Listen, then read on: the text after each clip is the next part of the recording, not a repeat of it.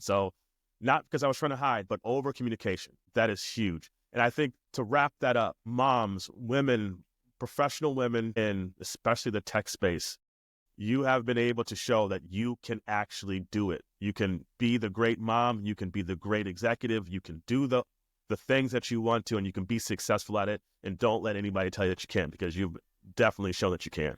And I really appreciate you being able to do that. Because me, you know, uh, my two older kids, their mom at the time, she stayed home, and we try to make it work because it's impossible. It's hard, but to try to do that and also to be a high level executive at these companies and be a parent, but it's It's working. hard.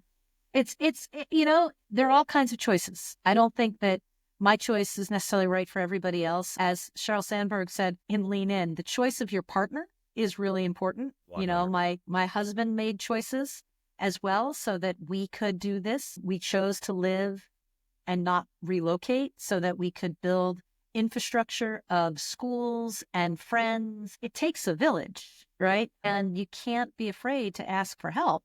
And you have to be someone who will give it. Yeah. Okay. This has been amazing.